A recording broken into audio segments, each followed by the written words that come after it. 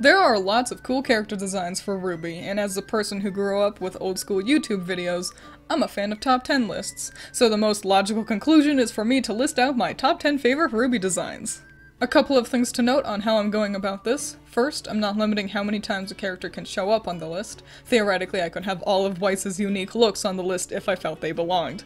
Second, I'm trying to stick to important characters, so no picking a rando without a name from the background who looks neat. Third, I'm only working with canon characters and designs from the show. Any outfits or characters from spin-offs like manga, mobile games, or light novels don't count. And lastly, ultimately this is my opinion. I'm gonna explain why I think each design deserves to be on the list, but that doesn't mean you'll agree with me necessarily. If you're gonna get pissy about me not including your favorite character, go make your own video instead of crying about it in the comments. That being said though, don't be afraid to tell me who your favorite designs are. Also, as a warning, I'll be discussing elements from the first half of Volume 8. I'll put a spoiler warning for those sections, but just in case, I wanted you to know. And with that, let's jump in. Number 10. Velvet. Velvet's design was made by Monkey, a fan who won a contest held between volumes 1 and 2, where the fans were able to submit designs for Velvet to show off the production process for the show. Monkey's original idea had a teal color for her, but the show tweaked it to a light brown, which fits better for her and the team, in my opinion. I love how well Monkey emphasized her legs, because rabbits jump good, without giving her large boots or pants. Having them be slim not only fits Velvet's fighting style and her need to be able to adapt to different weapons, but also helps her from feeling too heavy. The shorts and skirt look protective and easy to cosplay as, and the small gold armor parts not only add flair to the look, but also helps with the validity of her defenses. I love the simplicity of it. The show tends to think more is better when it comes to fashion, but Velvet's gear shows that sometimes a simple look does more than a busy one. My only real gripe is the lack of black on her arms makes the design feel a little off balance. While it helps to emphasize the legs, it also ends up making her feel kinda top heavy with all the brown up there. Regardless, it's still super iconic. If Velvet ever got a new outfit, I'd love to see Monkey get to help again for the look. For being a fan character, Velvet fits into the world of Remnant beautifully. Number 9. Cinder Mistral design. I hate Cinder, and especially during this stretch of volumes, she's at her most insufferable. Fake-sounding dialogue, and Jessica Negri never being allowed to steer out of the same better-than-you voice. For a long time, Cinder has been one of my least favorite characters in the show, but hot damn is this a great design. Each of Cinder's main looks have been designed by An Lee, and while her original outfit was pretty, this look feels much more in line for the character. More regal, more resplendent, as if she's really enjoying all that power she craves so much. The short hair looks great on her, and the eye patch and scar makes her look significantly more dynamic.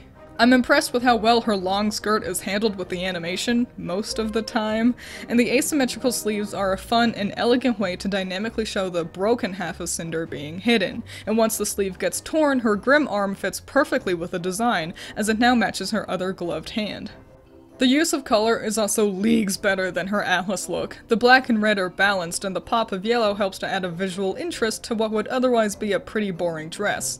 Her new look is just all black. The concept art has the inside of her cape be red, but that either didn't make it into the final version or isn't clear enough to see. I'm constantly losing Cinder in dark backgrounds, and the blacks all bleed together and make her figure hard to make out. Feel free to argue she's like turning to coal or cinders or burning out or whatever. It looks like shit. This getup, however, sells her fire theme perfectly and lets me actually be able to see the character when she fights. The only real downside is that I miss her glass slippers. Number 8. Neon. Atlas design. Designed by Aaron Wynn, Neon's new outfit perfectly captures the rainbow party girl idea and enhances it. Patrick Rodriguez had come up with Neon's original getup, and while I like that look a lot too, I feel this upgraded version is a stronger design. The buns are a cute, more cat ear-like alternative to the large pigtails, and having a primary color in blue helps to keep the elements feeling more put together and less haphazard. The new rollerblades and jacket matching help keep her feeling balanced, and the abundance of rainbows, buttons, and patterns help to keep her feeling quirky and fun. This blue base also helps to invoke the look of Nyan Cat better, since it's reminiscent of the space it flies around in. It seems Aaron was inspired by Jolene Cujo from JoJo's Bizarre Adventure, as not only does Jolene feature these cute hair buns, but also a similar sort of shirt situation. What do I even call this? I want to mention that it's not bad to reference other cool character designs, especially since looking at the options Erin came up with for Neon, she could have ended up being much different. Quite frankly, this is a good look. Neon feels like she's really grown up in the time since Beacon fell, and despite getting a very small amount of screen time, she's one of my favorite designs for the show. Number 7. Emerald, Atlas design. Erin Wynn comes through again with a bangin' look for Emerald. The cute jacket, pants, and chaps fit right into the world of RWBY, being totally viable to cosplay as, though probably kind of expensive. Following up such a unique, classy design would be heart-pounding to me, but Erin has kept all the best elements of Emerald's original look while successfully adapting it to the cold Atlas climate. She looks more mature, she looks better protected, and the pop of red on the necklace matching her eyes is stunning. When Erin tweeted her concept art for Emerald on Twitter, I saw a couple of people complaining about, why isn't there more green on her? And that's kinda dumb. She's never had a ton of green on her, having it act more like an accent for the white and brown. It being a pop of bright color is what makes it stand out for her design, kind of like the small amounts of red on RWBY's otherwise entirely black dress.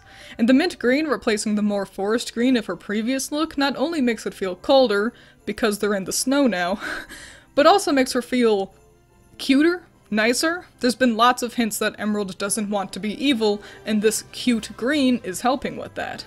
Anyway, I absolutely love this look for her, and I'm glad we're getting so much of her for Volume 8 because of it. She and Mercury are standouts for best Atlas gear, and this makes me excited to see more of M in the future. Number 6. RWBY, Vale design. This look is the definition of iconic. The stark black and white with the bright pop of red from the original trailer gorgeously demonstrates how smart use of color can elevate a design for not only a character, but for a whole world. Created by Ayn Lee with the direction of Monty, RWBY has a look so iconic that even people who don't watch the show recognize her. It's no wonder they tend to use this design for her as a base to work from for original outfits and supplemental material. This design perfectly sells the idea that Monty first had with RWBY, that color mattered. There are no deviations from the shade of red on her, and having it show up across the design helps to keep the look feeling balanced. The pops of red on her sleeves, socks, and petticoat help to keep all the black elements in her attire from blending together, what they should have done with Cinder. And the minor silver elements add visual interest and tie into her ever-important eye color. The smart, simplistic use of color for this look blows RWBY's other designs out of the water. I'm sad we've yet to have our title character in such a great outfit since Volume 3, but that doesn't change the fact that this is a beautiful example of good color theory. Number 5. Adam, Vale design. There's unfortunately no concept art for Adam, and I couldn't find a designer for him. But I did find this Vine Shane Newville posted of an early version of Adam. He looks like a wee bab with this outfit. It seems best to assume that either Monty, Shane, or Ayn Lee came up with the final version. Personally, my money's on Monty, as Adam's got all the same hallmarks that RWBY's design does that makes him so iconic. Once again, the stark black-white-red look is jaw-dropping. His new outfit tries to do this, but they miss the mark with all this patchwork gray, and overall, Adam's new attire is a perfect example of good color theory isn't enough to make a good design. Adam's original look is very much that of a yakuza, alluding to his gang background with a white fang. He looks put together and effortlessly confident, successfully demonstrating his calm yet destructive demeanor. His new outfit made him look like a grunt for an evil Pokemon team. It's this conveyance of character through design that pulled Adam above RWBY for me. One look at Adam and I understand his character. One look at RWBY and she seems like a cute anime girl. While I do still love RWBY's original design, Adam is a great example of using design to help give the audience information silently. Number 4. Penny, Vale design. Ayn Lee returns for the original look of everybody's favorite robot girl. While her new getup is very cute, Penny's original outfit perfectly blends the robotic futuristic concept with a traditional flair. The lederhosen and long-sleeved shirt convey Penny's innocence, while the neon green lights throughout it make it pretty clear, at least to the audience, that Penny's more technological than the others. Her cute, short, spirally hair is a unique look and helps Penny stand out from the others, and I like how, since the only pink on her is the bow, it feels like Penny chose to wear it herself, and not that it was picked out for her. The fact that it's crooked also implies Penny struggling to put it on straight, rather than asking her dad for help or permission. Her ahoge even looks like a radio antenna. This is a smart design, using not only her fairy tale for inspiration, but seamlessly blending that together with the altered version of the character for the show. This look makes Penny stand out from the crowd in the best way possible. A perfectly lovable design for such a lovable character. Number 3. Yang, Hunter design. Whipped up by Monty overnight, Yang's hunter outfit is the best look she's ever had. This is the only time she's actually wearing primarily yellow and not a bunch of brown. The black elements look sleek and matches with the rest of the colors in the design real well. The gold elements, short skirt, and low-cut top convey Yang's party girl vibe better than anything else she's been in. This look screams Yang. I love the bows on the backs of her shoes. Having this purple cloth hanging off her belt doesn't really make sense, but it's a fun way to incorporate that pop of violet to her design without lazily putting a bandana on her knee. It also keeps her silhouette consistent to her usual outfit too. This look is top-tier fashion, making real-world clothes feel viable for combat, and even with all this yellow on her, her hair remains the most prominent element of her design. Cosplay-friendly, enough details to keep it visually interesting without it becoming too noisy. Quite frankly, the worst thing about this look is that we only get it for a couple of episodes. I'd love for the show to lighten the fuck back up, so we could get a chance of Yang being in something this fun again. Number 2. Emerald, Vale design. Remember all the good things I had to say about her new outfit? Now amplify that for this one. Mostly designed by Patrick Rodriguez with Ainlee jumping in to make the pants, Emerald has one of the coolest looks in the show. This shirt is super unique and fun. The chaps idea has become an iconic element of her look. The two long strands of her hair could look dumb, but luckily works in the show's engine. This green-white-brown color combination looks amazing and impressively avoids feeling like mint chocolate chip ice cream. Not quite so with her new attire. And quite frankly, her darker skin tone is a refreshing change of pace from this very white main cast, especially for when she was introduced in Volume 2.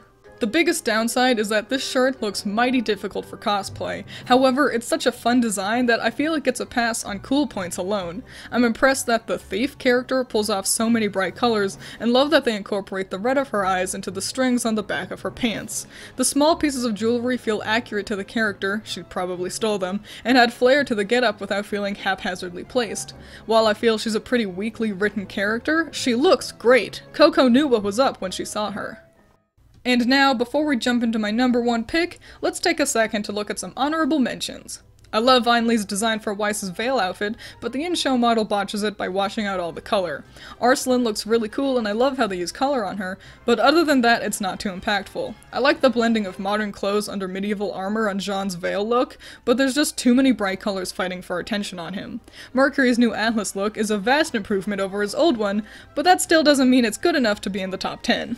I love the use of real fashion on Coco, and especially like her shoes. My problem is that her torso's kind of busy, especially with this vest thing. Ironwood's handsome, especially with a 5 o'clock shadow, but that's not really enough to get on the list. I'm in love with this white and black look for Weiss's Snow Pea outfit, but I have to acknowledge that just because the outfit is super cute, doesn't necessarily make it one of the best. I really like Maria's segmented look, and especially the use of color on her, but her design drops in quality significantly when she takes the shawl off, which seems to be how they're keeping her now. Neo's look for Vale was fun with the multicolored hair and heterochromia, but really that's it. And now, without further delay, RWBY's best design. Pyrrha looks amazing. The same perfect color theory that makes RWBY and Adam such successful designs can be seen again here. Red, gold, brown, maroon, each element expertly placed to keep her balanced. Ainlee took Monty's original sketch and cranked it up to 1,000,000 with an iconic look that lives on years after the character's death. The armor and leather helps to make Pyrrha be one of the few characters in the early volumes to actually look protected in combat, even with her exposed shoulders. Her ponytail gets immediately echoed with the long sash on her hip, allowing her movement to be dynamic, while also keeping her from becoming top or bottom heavy. A favorite thing to do for the show is to have a random bit of cloth hanging off a character's belt, a design element Monty most likely picked up from Final Fantasy. But Pyrrha's version of this is the only time it feels actually warranted. She didn't just staple a curtain to her waist, it's acting as a layer of protection and is keeping her belt cinched on. And on a meta level, it helps her belt to stand out from her identically colored skirt, and helps the red of her design to follow throughout the look.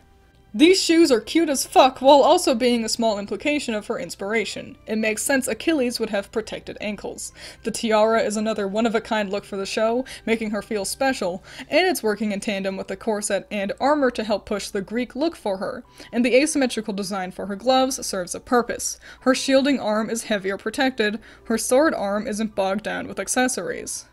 Pyrrha was a lot of people's favorite character, and I gotta say, I find it hard to believe it would be for anything other than her amazing design. She's a boringly nice-to-everybody personality, whose whole character revolved around having a crush on the guy voiced by the lead writer. I was constantly annoyed at how often she would force herself to be the focus of the show for episodes on end, and while I was impacted by her death, I couldn't help but be a little glad that this would mean we wouldn't be wasting our time on her anymore. How foolish of me. But despite that, I can't deny that she looks excellent, and while I don't like how she was used in the show, it at least meant that I got to see plenty of this top-tier design. And there we have it, the 10 best designs in RWBY. There's a lot more red on this list than I anticipated. I also can't help but notice that there's only one boy on here as well, and even looking at my original list of good designs that I whittled down to 10, there were only 4 guys that I had considered at all. The show definitely has more females in the cast, so I'm not too surprised, but I do think the girls do tend to simply get more creative outfits. Regardless, while I'm not a fan of all the looks in RWBY and can be quite harsh when discussing the ones I don't like, there are still lots of good designs in this show. A major element to RWBY's success was fan content, and it's no wonder people were excited to share their versions of such amazing character designs.